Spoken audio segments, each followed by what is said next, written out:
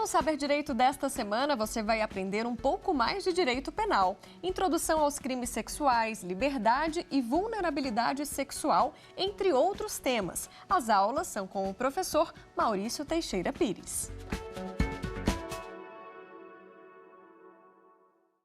Muito bem-vindo, caro aluno, caro telespectador do programa Saber Direito aqui da TV Justiça. Eu, professor Maurício Ricardo Anjo Teixeira Pires, estarei nesta última aula tratando do encerramento do nosso assunto sobre os temas relativos, sobre os crimes relativos ao tema dignidade sexual. Na última aula, tratamos especificamente dos crimes recém-trazidos à legislação. Falei de cada um, falei de situações em que, porventura, seriam discutível face a outros delitos e também falei agora, por fim, das suas disposições gerais. Na presente aula, nós iremos, então, encerrar o tema tratando dos crimes no geral, chamando a atenção para aqueles fatores que preponderam sobre a incidência dos tipos e, ao final, farei um pequeno resumo sobre o que foi visto nessas 5 aulas em que estive aqui à frente com os senhores. Inicialmente, como eu falei, nós temos que analisar os crimes contra a dignidade sexual, pelo menos no seu capítulo 1, 1A e 2, sempre quanto ao consenso da vítima.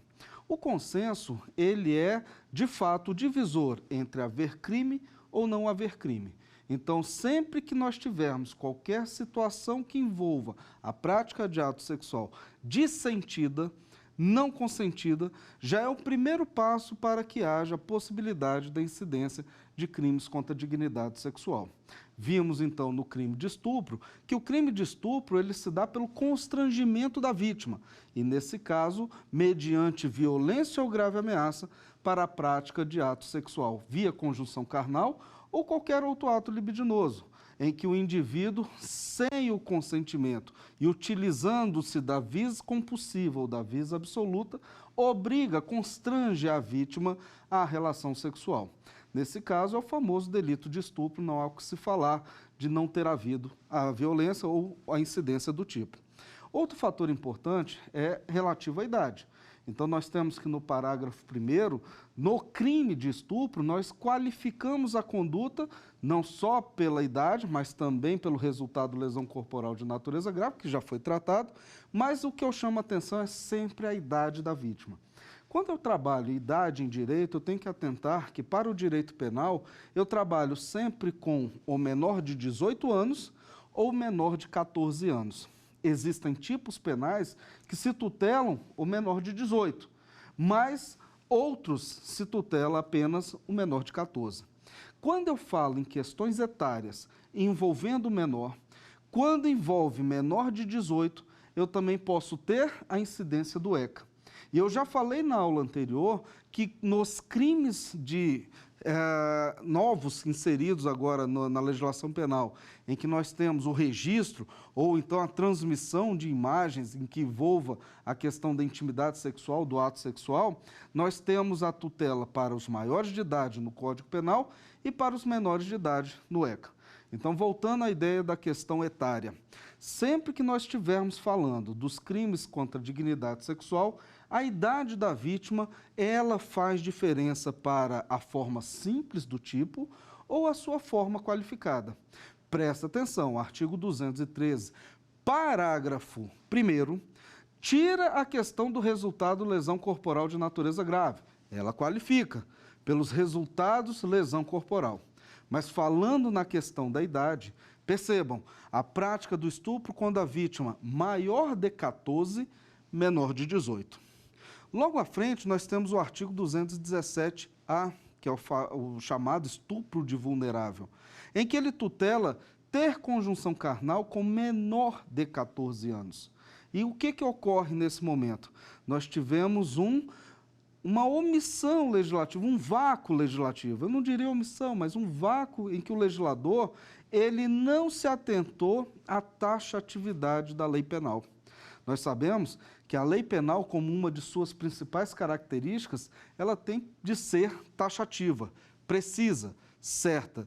não deixando margem à interpretação nem a uso de uma analogia, que seria, nesse caso, uma ideia de analogia em malam partem, usada em desfavor do indivíduo.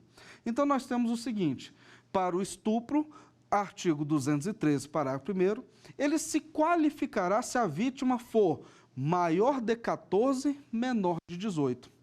Já o estupro de vulnerável, a vítima menor de 14. E a vítima quando tem 14 anos?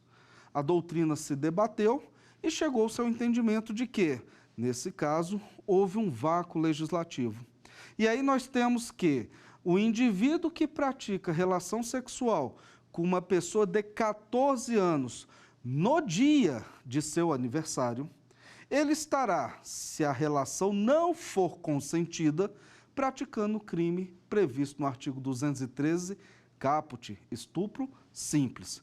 Agora, se a vítima tiver 14 anos e um dia, ele estará praticando o estupro qualificado, artigo 213, parágrafo 1º. Se a vítima tiver 13 anos, 11 meses, 31 dias, ou seja, 13 anos completos, menor de 14, ele estará no estupro de vulnerável. Além disso, nós tivemos também a análise da questão da idade, não só no tipo penal do estupro, não só no tipo penal do estupro de vulnerável. Nós também temos a questão da incidência da idade, em que, em outros tipos previstos nesse título, ela é importante para, então, afirmar ter havido crime, crime simples, qualificado, ou outros tipos penais. Um outro exemplo que eu trago é só tomarmos cuidado no artigo 218-A, em que nós temos aqui, 218-B, corrijam, em que nós temos aqui a tutela do menor de 18, não mais menor de 14. Então, artigo 218-B, grave bem, nós temos que a tutela para esse tipo é o menor de 18. Já chamei a atenção em que alguns vão me perguntar, mas esse delito, ele não tutela a prática, ele não coíbe, não proíbe a prática da exploração sexual, da prática da prostituição por esse menor? Por que ele não está no capítulo referente ao lenocínio? Porque o legislador entendeu que, para a tutela deste menor de idade, eu inseri ele nos crimes previstos no capítulo contra a vulnerabilidade da vítima. Então, nesse contexto, eu tenho que o artigo 218-B, ele não trata do menor de 14, e sim do menor de 18. Já chamei a atenção que a prática da prostituição, prostituir-se, não é crime. Agora, não pode o indivíduo submeter, explorar, atrair ou induzir menor de 18 à prática da prostituição. Eu lembro, os senhores, que nós temos também que incide na mesma pena aquele indivíduo que pratica a relação sexual com este menor. Mas, olha o detalhe, se ele pratica a relação sexual com esse menor de 18, consentido, ele responde às penas do 218-B. Agora, se ele pratica a relação sexual sem o consentimento desse menor, ou pratica qualquer ato sem o consentimento desse menor, ele está no estupro qualificado. Vítima maior de 14, menor de 18. E, entretanto, se ele praticar essas condutas com um menor de 14, ele estará no estupro de vulnerável. Perfeito? A partir daí, nós temos também que observar que o tipo penal não protege mais somente a questão da liberdade sexual. Capítulo 1. Ele também protege a intimidade sexual do indivíduo. E aí nós temos os crimes previstos 215-A, já comentei sobre ele, não vou repetir, mas chamando a atenção para o 216-B, a intimidade sexual. Já falei sobre ele, porém, chama a atenção que a conduta, ela se dá para o consentimento. O consentimento é a mola impulsora para os crimes contra a dignidade sexual. Então, lá no 216-B, praticar qualquer daquelas condutas consentidas, eu estarei não praticando crime. Agora, se eu praticar qualquer daquelas condutas sem o consentimento da vítima, eu estarei incidente no artigo 216-B. Entretanto, tanto a questão do consentimento quanto a questão da idade sempre chama atenção quando eu falo de crimes sexuais. E se o indivíduo pratica as condutas do artigo 216b com um menor de idade? Ele pratica crime? Pratica.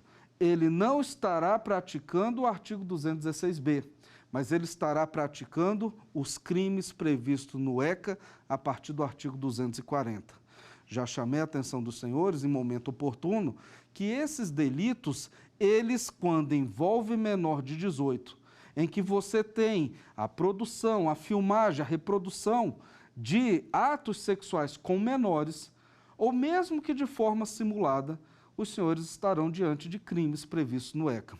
Uma indicação de estudo que faço é dar uma lida no artigo 240, 241 e 241A.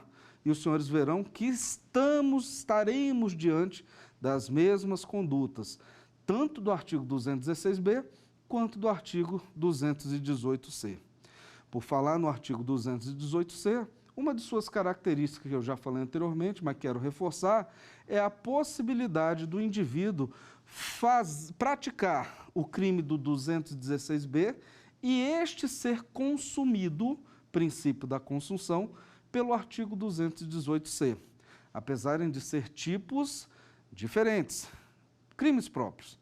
Além disso, também chamei a atenção para as disposições gerais, em que nós vimos alterações substanciais em seus aumentos de penas, que nós chamamos de majorantes. Nós vimos que para os crimes de estupro, nós temos uma majorante própria pelo concurso de agente. Vimos também que, quando não previsto para o estupro, a causa de aumento de pena, ela se dá para os demais tipos. Então, quando eu tenho um aumento de pena para estupro praticado por 2 ou mais agentes, a lei passou a chamá-lo de estupro coletivo. Então, eu tenho que a incidência dessa majorante se dá somente para o artigo 213 e artigo 217A. Anotem isso. Além disso, vimos também a possibilidade de ocorrer o chamado estupro corretivo, finalzinho da aula 4, em que nós temos que o indivíduo se utiliza da violência sexual para impor uma questão de comportamento da vítima, seja sexual, seja social. Outro detalhe importante é que quando eu falo nas disposições gerais, para majorar a pena dos crimes contra a dignidade sexual, eu tenho 2. Falei das disposições gerais que são próprias somente para o capítulo 1, 1A e 2.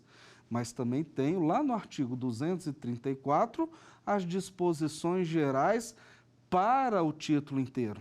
E essas disposições gerais que aumentam a pena, ela se dará tanto que se de qualquer crime sexual resultar gestação, gravidez da vítima, nós estaremos diante de um aumento de pena geral para o título, bem como se o indivíduo transmitir doença sexual à vítima, doenças sexualmente transmissíveis, por óbvio, ele também terá a sua pena aumentada, que saiba estar contaminado ou deva saber.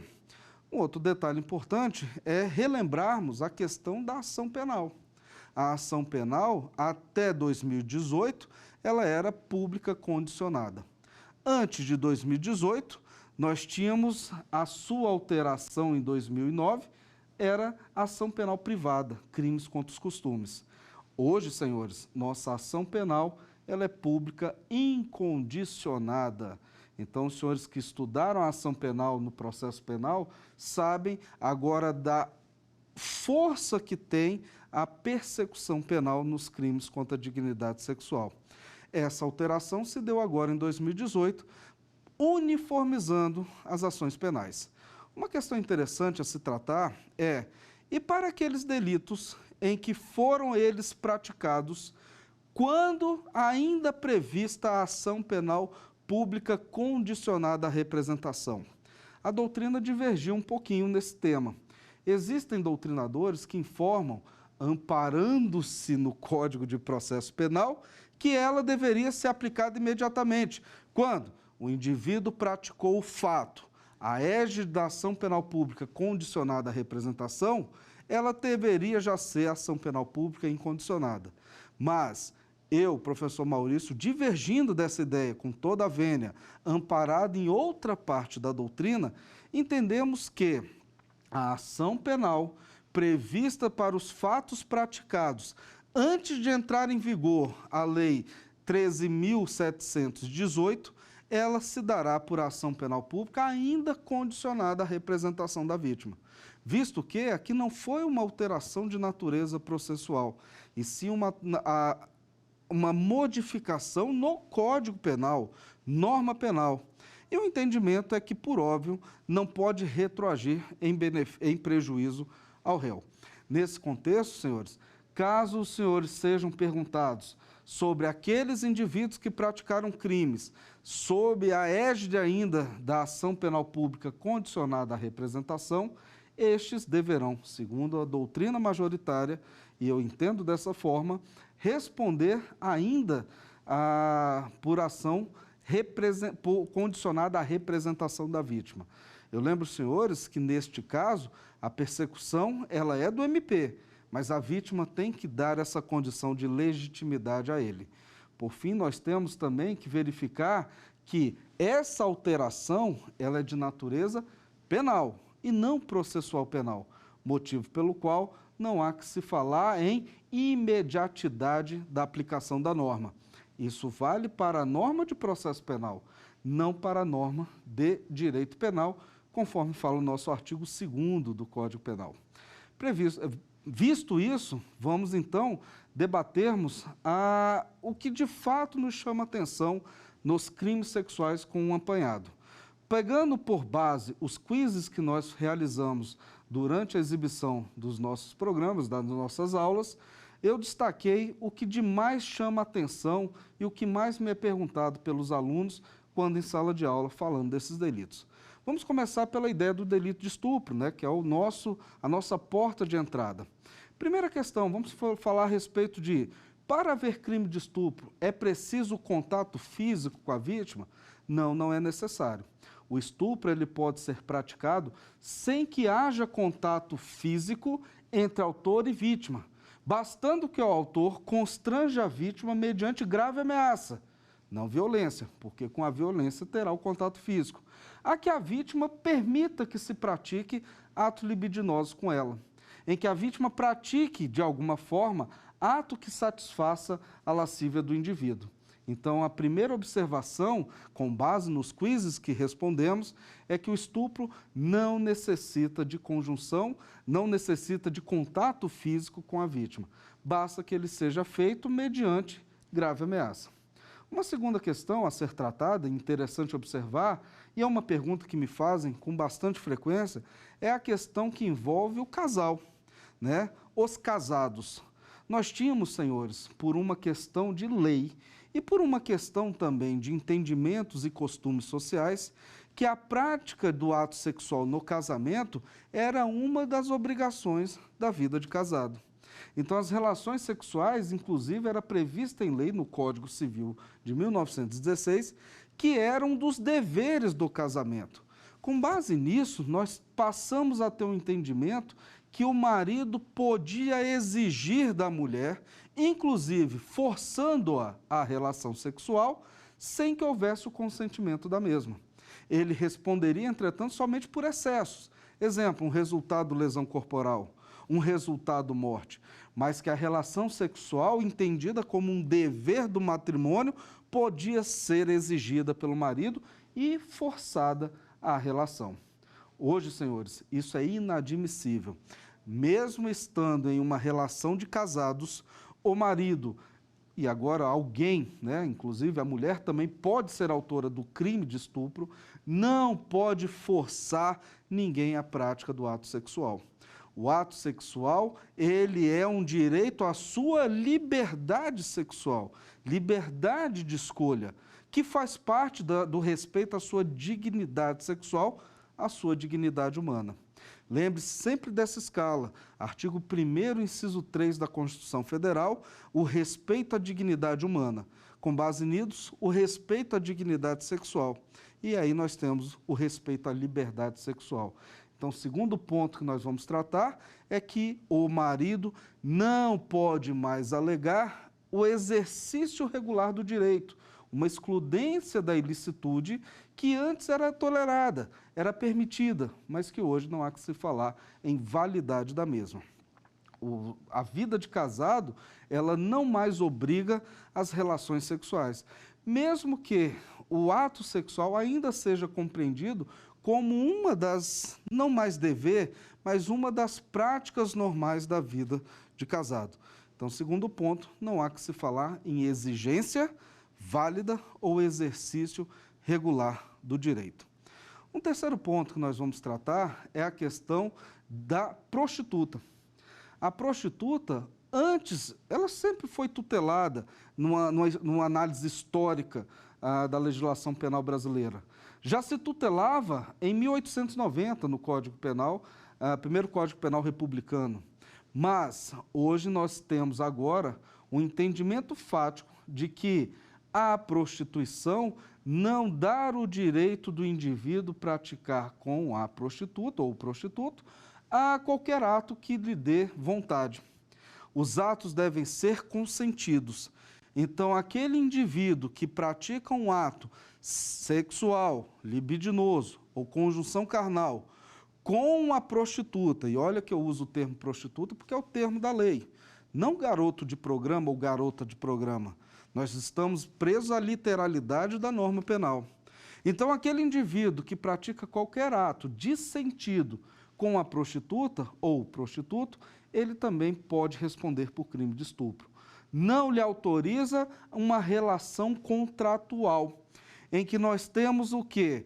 Que alegar que pagou por determinado serviço o autorizaria a qualquer prática prevista a ele. Perfeito? Além disso, nós temos também a questão de que os crimes sexuais, eu falei prostituta, né, em regra eu uso a mulher como exemplo de vítima dos delitos, percebam que nós temos que nos crimes sexuais não mais se tutela a mulher, mas se tutela alguém.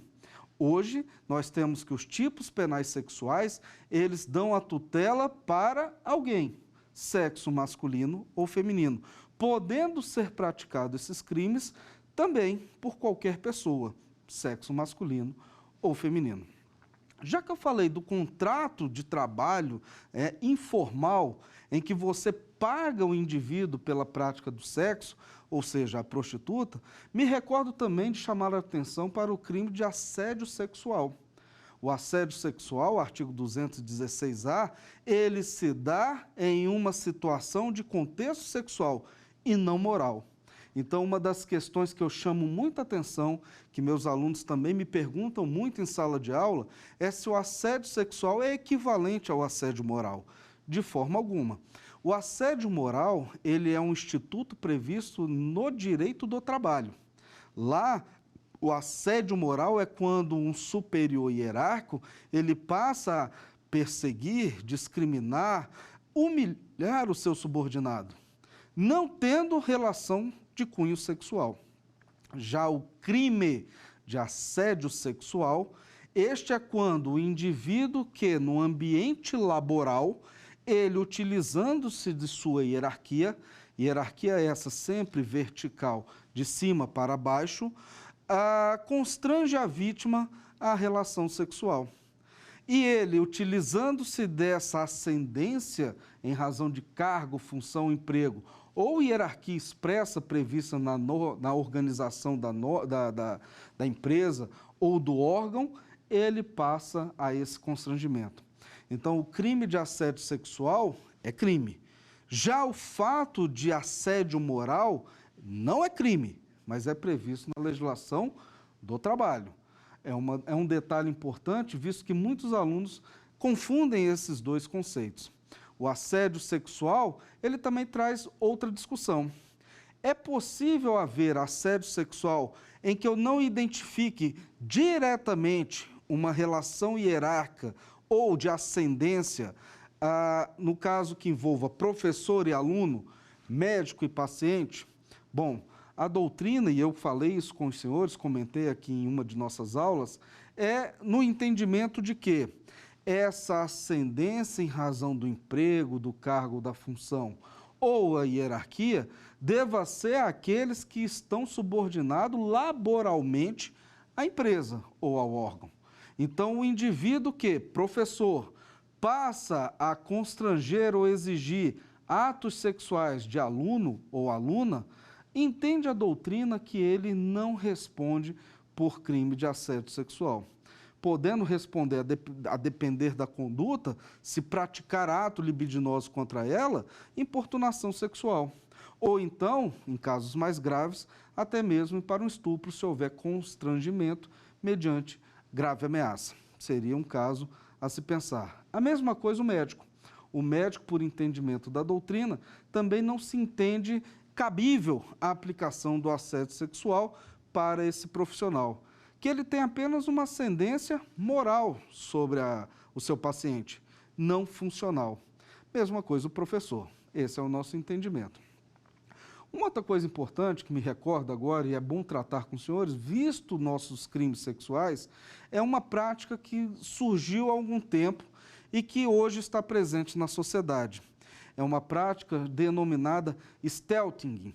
Stealthing é, em inglês o termo, significa dissimulado, dissimulação. E o que consiste essa prática? Significa que o indivíduo que mantém relação sexual com o uso do preservativo durante a prática do ato sexual consentido, todos ali de consenso, retira o preservativo sem autorização da outra pessoa. Essa prática tem se popularizado e tem chamado a atenção da doutrina para a incidência de crime de tipo penal. Alguns doutrinadores chegaram a questionar a possibilidade de haver crime de estupro, visto que a base dos crimes sexuais, volto a dizer, é o consentimento. A partir do momento que eu tenho uma relação sexual que eu só a tenho em razão do uso do preservativo e que o indivíduo retira esse preservativo sem o consentimento da outra pessoa, ele estaria praticando crime de estupro. Eu ouso discordar, visto que falta elementar do tipo. O estupro só pode ser dado só pode ser praticado mediante violência ou grave ameaça. No caso do stealthing, não há o emprego de violência nem grave ameaça. Alguns doutrinadores falam em estupro de vulnerável, em que a pessoa ela passa a ter reduzida a sua condição ou capacidade de resistência. Nesse caso, eu sou mais adepto a entender nessa possibilidade. Eu lembro aos senhores que o estupro de vulnerável, no seu caput, ele fala só da questão etária. Mas o seu parágrafo 1º, que consiste também na prática do estupro de vulnerável, ele engloba 3 tipos de vulnerabilidade. A vulnerabilidade etária, que está prevista no caput, menor de 14, a vulnerabilidade por doença mental ou deficiência mental e a vulnerabilidade provocada. Nesse contexto, talvez eu consiga encaixar a prática do stealthing na vulnerabilidade provocada. E o que seria isso? É a vítima que, por qualquer meio, tem a sua condição ou resistência diminuída para o consentimento válido, pleno do ato sexual. Essa prática, senhores, eu afirmo, informo, que ainda não há de fato um consenso na doutrina para a sua tipificação, mas eu sou muito favorável ao entendimento de me inclinar a respeito do estupro de vulnerável pela vulnerabilidade provocada, ocasionada, em que o indivíduo tem, por falta de uma condição de consciência plena, válida, o consentimento para essa prática da retirada do uso do preservativo. Nesse caso, então, sou muito inclinado a essa teoria que a doutrina agora adota.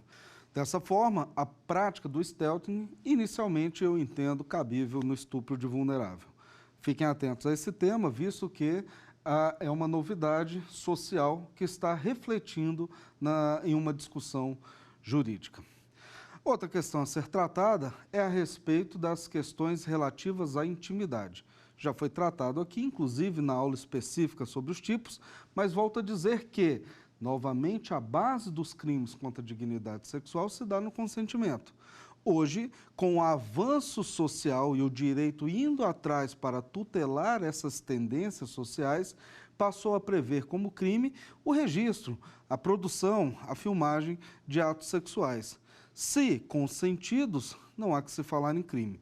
Porém, se não forem consentidos, hoje nós já temos a prática de crime, que é o atual 216B. Presta atenção, porque vocês que possuem celulares, câmeras hoje que cabem em palmas da mão, nós temos hoje uma possibilidade de estar incidindo em crime, talvez até sem saber.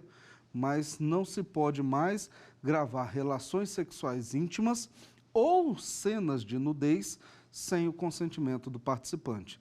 Todos devem praticar os atos sexuais, sejam quais forem, de forma consentida. Passando isso, nós temos também a importunação sexual. Tratei dela, falei que o que é mais importante ao falarmos da importunação sexual é a revogação do artigo 61 da Lei das Contravenções Penais, que era a importunação ofensiva ao pudor. Não há que se falar mais que a importunação sexual é uma contravenção, hoje é crime. Este crime se dá independente de contato físico com a vítima. É praticado contra alguém, vítima determinada. E uma segunda questão a ser tratada, que eu já comentei, é que aquele indivíduo que praticar ato obsceno em local público responderá por ato obsceno, 233, e não por importunação sexual. Cuidado com esse delito, visto essa proximidade com o ato obsceno. Enfim, nós vamos também falar das questões relativas ao 218C, que passa a ter, então, como crime a exposição, a transmissão, a venda, a divulgação de imagens de conteúdo sexual em que envolvam pessoas sem o seu consentimento, em que mostrem cenas de estupro, em que mostrem cenas de estupro de vulnerável ou que faça apologia a elas. E nesse caso nós teremos então também a tutela de cenas de sexo, nudez ou pornografia. Lembre-se de estudar o 218C de forma bem detalhada, visto os objetos jurídicos ali tutelados. E quando eu falo do 216B e 218C, eu devo chamar a atenção para o ECA. O ECA prevê crimes de igual natureza. Além disso, nós temos que tratar sempre da vítima quanto à sua idade. Se para essas condutas forem praticadas contra maiores de idade, nós estaremos no Código Penal. Se forem praticadas agora não contra o menor de 14, mas contra o menor de 18 anos, nós estaremos no Estatuto da Criança e do Adolescente. Façam o link entre o 216B, 218C, com o artigo 240, 241 e 241A do ECA. Esse estudo é obrigatório. Passando a isso, nós temos também as questões relativas ao estudo e à incidência das disposições gerais que eu tratei na última aula. Essas disposições gerais, elas têm gerais para o capítulo, gerais para o título, onde, neste contexto referente às disposições gerais para o capítulo, favor observar o aumento de pena quando, para o chamado atual estupro coletivo e estupro corretivo. Já falei exaustivamente sobre o tema, mas volto a chamar a atenção, visto sua novidade. Estupro coletivo, basta que seja praticado por 2 ou mais pessoas. Apesar do termo coletivo dar a impressão de um número grande de pessoas, basta que seja praticado por 3 agentes. Então, nós temos que 2 ou mais pessoas, 2 indivíduos para mais, já dá o estupro coletivo. E o estupro corretivo, ele é social, sexual. É você tentar impor um comportamento à vítima por meio da prática do ato sexual, comportamento esse social e sexual em razão da prática do ato. Eu lembro, senhores, que o estupro corretivo, bem como o coletivo, só incidem sobre o estupro 213, na sua forma simples ou qualificada, e no seu estupro de vulnerável. As demais formas de aumento de pena para os demais tipos penais. Além disso, nós temos lá no artigo 234, nas disposições gerais para o título, a figura do aumento de pena para o caso de gestação e para o caso de maioridade de transmissão de doença sexualmente transmissível. Perfeito? Continuando essa análise, com base nos quizzes que respondemos, nós temos também a pergunta: e quando a vítima tem grau de parentesco com o autor do crime? E quando a vítima ela é parente do indivíduo que pratica esse ato? Incide alguma forma de majorante? Sim. Nós estudamos que existem as majorantes específicas. Então, nós temos que, nas disposições gerais para o capítulo 1, 1A e 2, vai se aumentar a pena se a vítima tiver um grau de parentesco com o seu agressor. Não sendo somente parentes, mas temos também a figura de preceptores e ou qualquer indivíduo que tenha qualquer forma de ascendência sobre a vítima. Lembrando, tomar cuidado para não incidirmos em um bis idem, visto que essa ascendência, se for funcional, se for laboral, ela vai para o crime do artigo 216-A, assédio sexual. Nesse caso, não há que se falar em novamente entender o crime aumentada a sua pena, senão estaríamos diante do bis idem. Perfeito?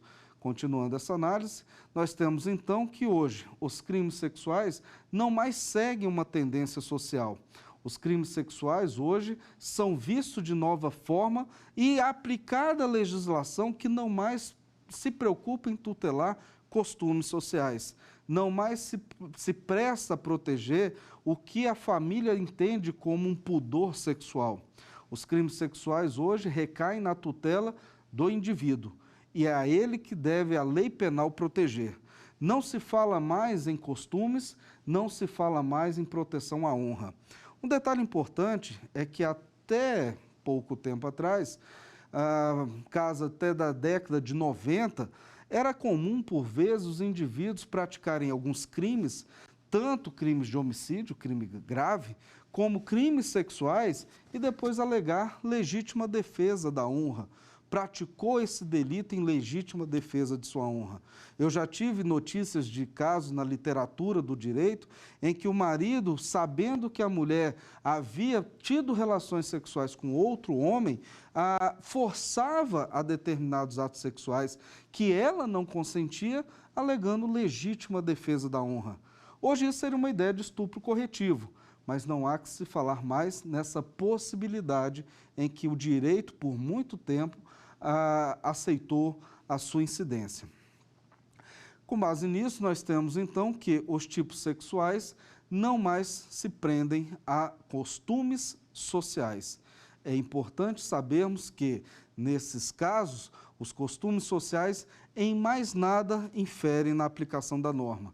Eu lembro aos senhores que quando estudamos o direito na sua parte inicial, os costumes são fonte integradoras da norma penal, mas estão bem distantes hoje do que já foi se utilizado antigamente para deixar de punir pessoas que praticavam crimes sexuais, principalmente nos seios familiares, principalmente no âmbito do casamento, visto que hoje essa prática não é mais comum e não é mais aceita. Dessa forma, a lei, como fonte primária do direito, ela tem por objetivo a tutela do indivíduo, da pessoa. Perfeito? Então, vamos chamar agora o quiz da aula de hoje.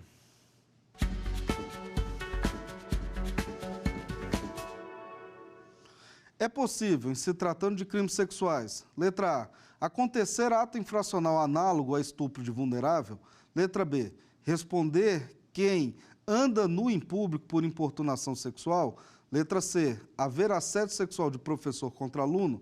E letra D, não acontecer a cópula vagínica na modalidade conjunção carnal. Letra A, acontecer ato infracional análogo a estupro de vulnerável. É interessante perceber esse quiz, uma questão que recentemente eu tive a oportunidade de atuar profissionalmente. Quando o indivíduo pratica estupro de vulnerável, sendo também ele menor. No caso em tela, eu tive a seguinte situação. Uma jovem de 13 anos que, namorando com um rapaz também de 13 anos, ambos estudantes de uma escola aqui do Distrito Federal, nós tivemos então que o pai da moça, o pai dessa menina de 13 anos, ao tomar conhecimento de algumas mensagens e fotos que ele pegou no celular, levou até a Delegacia da Criança e do Adolescente. Na verdade, a DPCA, Delegacia de Proteção à Criança e ao Adolescente. Ao chegar lá, a delegada adotou os procedimentos previstos no ECA e chamou também o outro menor, o namorado da moça. Eu lembro, senhores, que esse caso acontecia um namoro consentido entre esses jovens, mas que já havia a prática de, no mínimo, alguns atos lascivos. Essa jovem com 13 e esse jovem com 13 anos também, para 14. Nesse contexto, nós temos então que a delegada, ao chamar esse indivíduo, esse jovem, junto com seu responsável, à delegacia, entendeu que este jovem responderia por ato infracional análogo a estupro de vulnerável, visto que ele havia praticado com uma menor de 14 atos libidinosos. Porém, o desfecho da história foi interessante que a jovem, a moça, também acabou respondendo por ato infracional análogo ao estupro de vulnerável, pois o jovem, o rapaz, também era menor de 14. Isso se deu, então, a ato infracional análogo a estupro de vulnerável recíproco, onde é possível essa situação. Percebam que quando nós temos os menores de 14 que sofrem atos libidinosos, não interessa o consentimento. Não interessa a idade do autor se ele for maior de 12 anos. Maior de 12 anos, os senhores sabem que já respondem por ato infracional perante o Estatuto da Criança e do Adolescente. Então, esse caso bem emblemático passou a chamar a atenção, visto que, mesmo no namoro consentido entre esses dois pré-adolescentes, ambos acabaram respondendo por ato infracional análogo ao estupro de vulnerável. E, dessa forma, protegeu-se, tutelou-se o quê? De fato, a vulnerabilidade das vítimas. Tanto a moça quanto o rapaz passaram ao procedimento do ECA. O pai da moça ficou surpreso e tanto quanto indignado, mas foi a aplicação correta da lei penal. Além desse detalhe, é importante, me chama a atenção, a prática de que esses dois adolescentes mantinham nos seus celulares imagens, registro de nus. Ambos trocavam fotos nus, os chamados nudes. E nesse caso, responderia também por outro tipo penal? Eu lembro, senhores, que esse caso ocorreu antes de 2018. E hoje, 2019, nós temos sim que o artigo 216b também tutela essa conduta. Então nós temos que, salvo consentimento, aí não haveria crime, mas que esses jovens, se porventura um deles fizesse o registro dessas imagens do nu do outro sem o seu consentimento, nós estaríamos diante de um ato infracional análogo ao artigo 216b. O grande problema é que quando eu envolvo menor de 14, por uma questão de interpretação do artigo 217-A, o indivíduo menor de 14 anos para o Código Penal, ele não tem consentimento válido para a prática de ato nenhum. Então, eu poderia afirmar que esses dois indivíduos, ambos menores de 14, de forma consentida, trocaram mensagens ou produziram fotografias, registros, filmagens de nus e atos sexuais. Poderia dizer crime? A análise se faz com base na ideia do consentimento válido para a lei penal. E para a lei penal, o menor de 14 não tem consentimento válido dos atos. Motivo pelo qual eu entendo que, mesmo ambos tendo praticado, no seu namorico, de comum acordo, de forma consensual, esses atos libidinosos, essas fotografias nus, os nudes, eles estariam incidentes em crimes. Então, nós temos que, nesse caso, nós temos, então, a incidência do ato infracional análogo ao 216b, conduta bem especificada. Professor, mas isso não poderia levar para um estupro de vulnerável? Não, porque o estupro de vulnerável, ele exige a conjunção carnal ou a prática de atos libidinosos. No caso apenas do registro de imagens, em que o indivíduo não pratica, não tem ato libidinoso com a vítima, as fotografias foram tiradas por si, os indivíduos fizeram por conta própria, não há que se falar em estupro de vulnerável. Nesse caso, apenas a incidência do 216-B. Já na questão, e se houvesse a transmissão desses dados para terceiros? E se repassassem essas imagens? Aí nós teríamos a incidência da possibilidade do ato infracional análogo ao 218-C, tá? Então tem que se observar as situações decorrentes da idade tanto do autor quanto da vítima. É claro que o direito penal ele tutela a vítima, sempre na sua vulnerabilidade ou não. Uma coisa que me chamou a atenção, apesar de não ter ocorrido ao caso concreto, mas que em razão da aplicação da norma, é a possibilidade de um desses jovens, desfazendo a sua relação amorosa, passasse a divulgar essas imagens por questões de vingança ou humilhação. É possível a majorante incidente? Nesse caso, nós temos então que o ato infracional análogo ao 218-C, ele poderia sim englobar esse motivo. Mas eu lembro que esse motivo ele é um aumento de pena para o crime, não para o ato infracional. O ato infracional ele não prevê pena. O ato infracional prevê apenas a medida socioeducativa. Então percebam, nesse caso teria apenas um motivo, mas não teria majorante de pena. Lembro aos senhores que quando se fala de ato infracional, não há que se falar em aumentos de pena previstas para crimes com penas previstas. Ele responderia nas medidas próprias para o ato infracional em tese praticados. Tranquilos?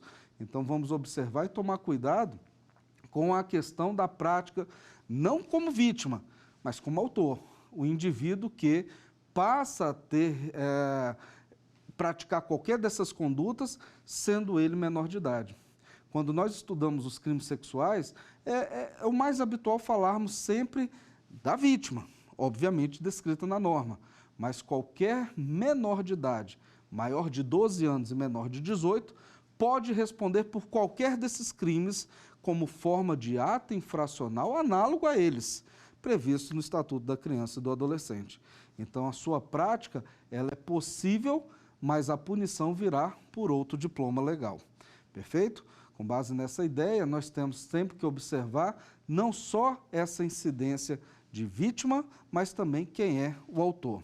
E quando a vítima ela também tem a sua intimidade invadida por alguém que entra no seu aparelho de informática. Me trouxe essa lembrança uma outra situação. Quando eu estou diante do artigo 218-C e 216-B, mas principalmente o 218-C, muitas pessoas me perguntam, esse aí seria aquele caso da lei chamada Lei Carolina Dickmann? Nesse caso, não. No caso da chamada Lei Carolina Dickmann, em que as intimidades das pessoas elas são invadidas, aí eu tenho que analisar a seguinte situação.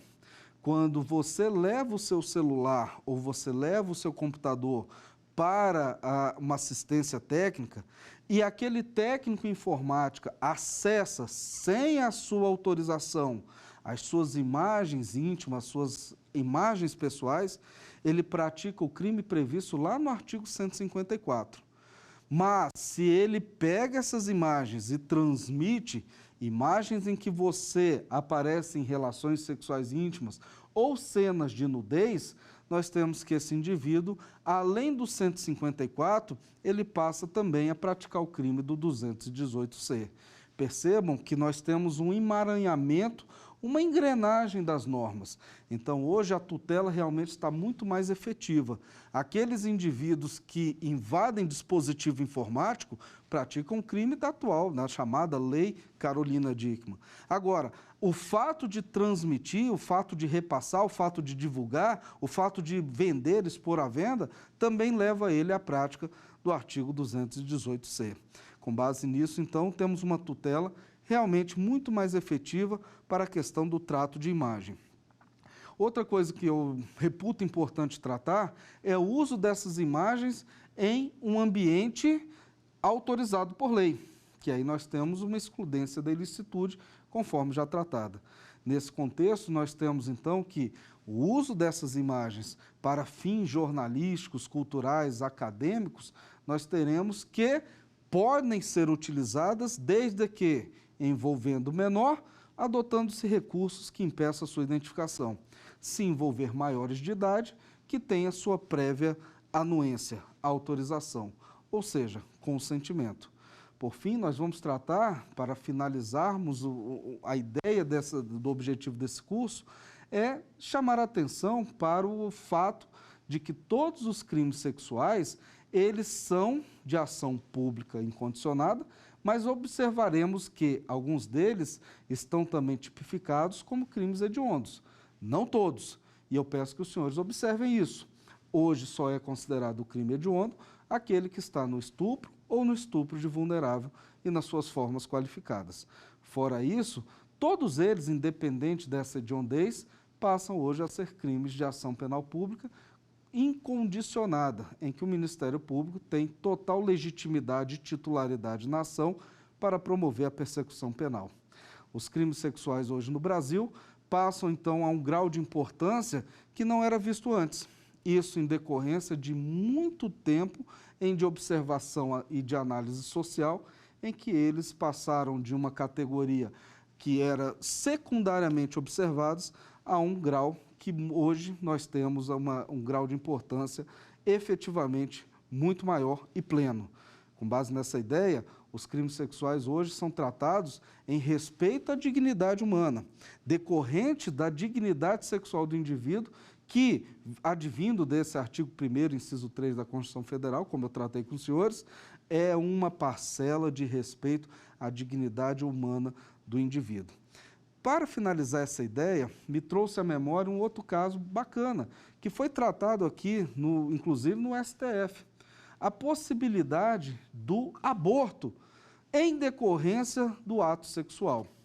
Os senhores sabem que o artigo 128, inciso 2 do Código Penal, autoriza o aborto praticar o aborto decorrente de gestação oriunda de violência sexual.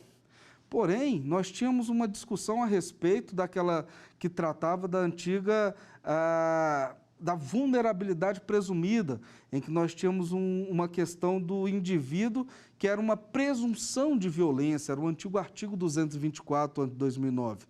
A partir de hoje, senhores, nós temos o entendimento que para as gestações advindas da prática do aborto, da prática do ato sexual, pode-se ter o aborto, sim, autorizado, desde que nós tenhamos o indivíduo gestante em decorrência da violência sexual. Hoje não há mais que se falar em violência presumida. Hoje a violência ela é legal, a violência está definida. Então, para encerrarmos essa ideia, como um ponto de reflexão, também há que se fazer essa análise do crime de aborto, da autorização do aborto, que aborto é crime, para aquelas gestações decorrentes de atos sexuais dissentidos. Fica essa análise para os senhores. Encerro aqui a minha participação, agradecendo a atenção de todos, bons estudos e nos veremos em breve. Obrigado.